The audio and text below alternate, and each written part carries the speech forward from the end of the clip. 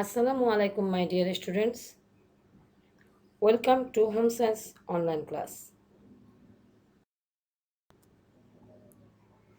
In this session, I am here with you, your Home Science teacher, Hasina Afrooj, Assistant Professor, Department of Home Science, Milestone College.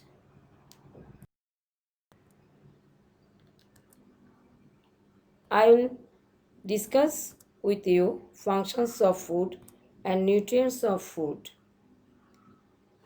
These are on chapter 10.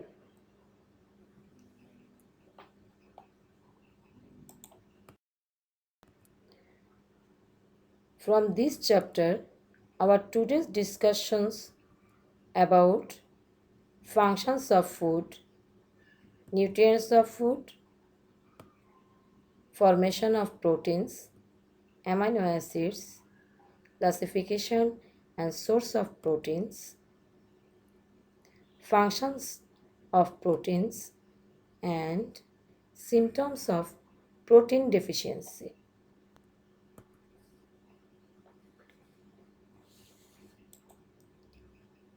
Let's start the class. Look at the details. To survive in life, food is inevitable. Various nutrients which we get from foods perform different functions in our body.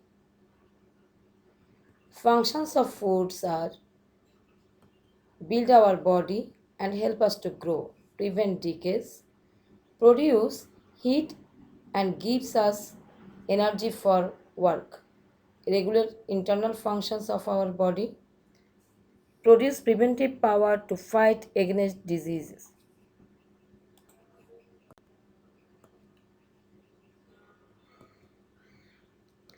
At first, build body and help us to grow. Protein in food builds up our body.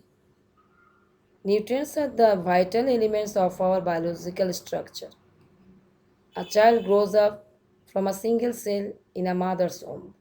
By receiving nutrients from the mother, this single cell gradually grows up and divides to form two cells.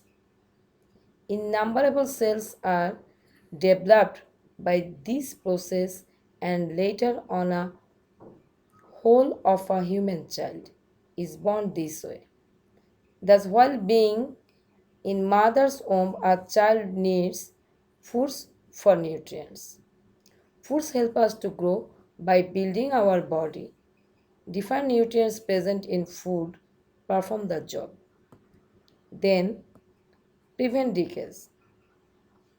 Every single moment we are going through decaying, to prevent and repair this decay is a major function of food. Old cells die and some of the nutrients pass out from our body. The rest of the nutrients takes part in producing new cells.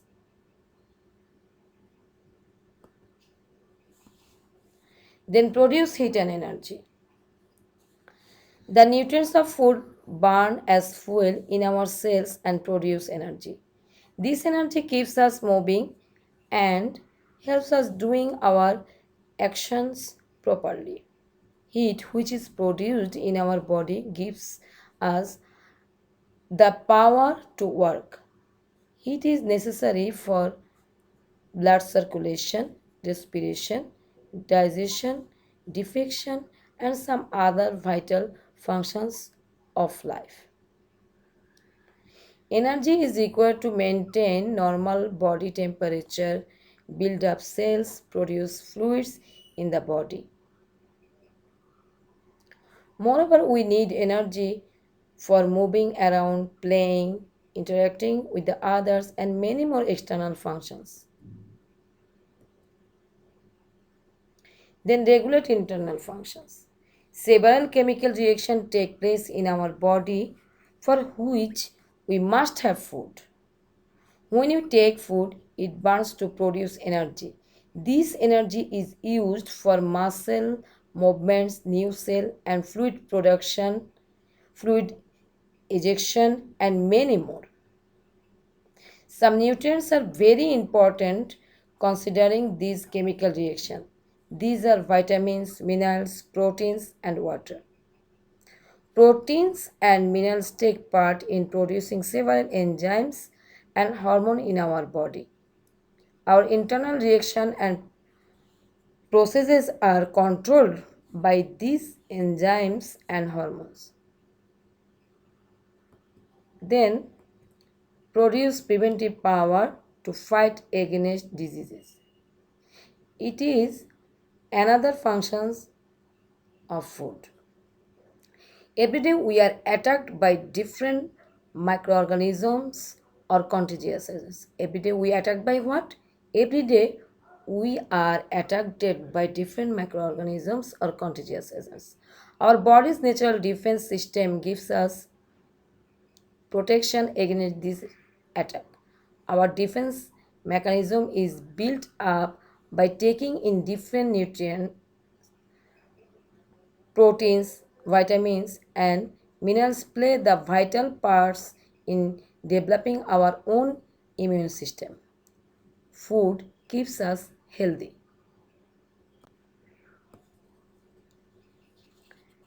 Then see, what is nutrient of food? Here is the definition. When food is splits up, different types of biochemical ingredients are found.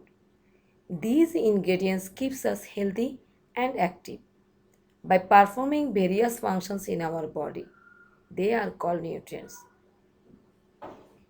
Which are they? There are six types of nutrients. At first, proteins, then carbohydrates, fats, vitamins, minerals, and water.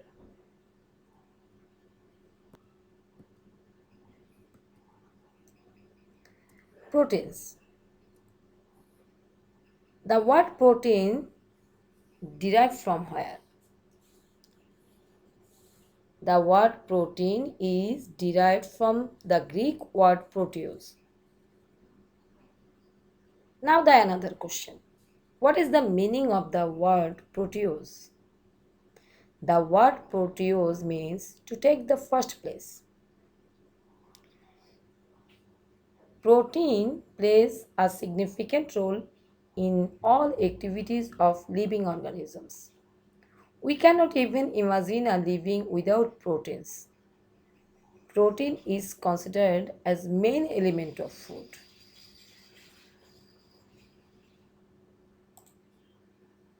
Proteins are essential for both animals and plants. Look, formation of proteins.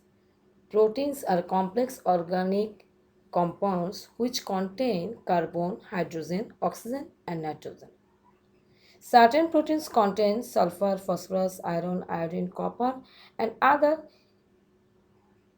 inorganic elements. On hydrolysis, protein first gives out a smaller units called amino acids, and then carbon, hydrogen, and other basic elements.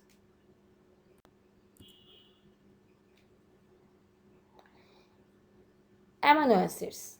On hydrolysis, large molecules of protein give out smaller units of amino acids.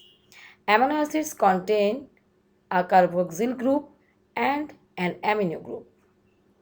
They are thus known as the amino acids. Amino acids are of two types. How many types? Two types. First one is essential amino acids and another is non-essential amino acids. What is essential amino acids? Some of the amino acids are not produced in our body and we must meet their requirements through our food. These amino acids are known as essential amino acids. What is non-essential amino acids? Some amino acids are manufactured in our body from available chemicals. So we do not have to meet their requirements through our food. These amino acids are termed as non-essential amino acids. Then see the classification of proteins. On the basis of sources, proteins are divided into two types. Source-wise, two types. First, animal protein, then vegetable protein. First picture is animal proteins. The second picture indicate the vegetable protein.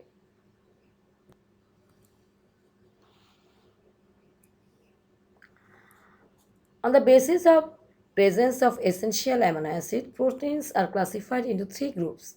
How many group? How many types? Three groups. Based on the presence of essential amino acids in them, complete protein.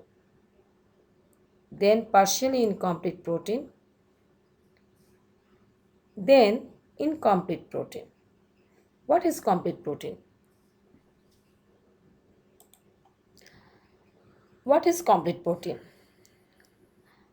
Basically, animal proteins are complete proteins. Why? A complete protein food contains all essential amino acids in proper proportion to promote growth, maintenance, and repair. For example, milk, egg, and fish. I hope you understand that. Then, partially incomplete proteins. Partially incomplete protein are vegetable proteins. Partially incomplete proteins lack some essential amino acids and so they help to maintain our body but growth is not promoted. For example, pulse, rice, flour, nut, potato, etc. Lentil lacks methionine, rice lacks in lysine. So we understand that partially incomplete proteins lack some essential amino acids. For that reason, these are called partially incomplete proteins. Then incomplete proteins. Incomplete proteins lack all the essential amino acids. Thus, they neither help maintenance nor growth. Jane of maize is an example of this type of protein. Okay. Then functions of proteins. At first, proteins build body and help to grow. We already know that. Protein replete decays. Protein help us to replete decays. Every moment our old cells are dying and new cells are formed. Protein builds up new cells and replenishes the decay of cells. Protein also heals our wounds. Protein produce heat. 1 gram of protein can produce 4 kilocalorie of energy. Listen, 1 gram of protein can produce 4 kilocalorie of energy. Then give immune power against diseases. Develop mental ability. Protein is necessary for mental growth. Mental power or the development of brain retards if necessary protein is not available during the development period. Then control internal functions. Then transport important elements in our body. Protein carries oxygen to different parts of our body. Regulate water balance. Plasma in another kind of blood protein that regulates water balance in our body. Symptoms of protein deficiency in children. Protein, very important nutrients for our children. Look, Children face various symptoms due to deficiency of proteins. Some of them are as follows: retarded growth of body, weight loss, cracks in the skin, discoloration of hair, mental irritation, mental retardation, reduced secretion of enzymes, indigestion, reduced resistance to infection. These symptoms are found in the pre-kwashiorkor state. If this condition persists for long, symptoms such as swelling of face, hands and feet occur, and this condition is known as kwashiorkor. Children aged between 1 to 4 are mostly affected by this disease condition. Marasmus occurs when the diet is low in both protein and calories. When marasmus occurs? Marasmus occurs when the diet is low in both protein and calories. Look at the picture. One picture shows the marasmus affected child, another shows kwashiorkor affected child. Then in adults, what is the problem of protein deficiency in adults? Ascites of hands and feet. Look at the picture. Then anemia. Then reduced prevention power against diseases. I hope you enjoy the topics and reach your knowledge. Keep you safe, keep your family safe. See you again in the next class. Thank you. Allah Hafiz.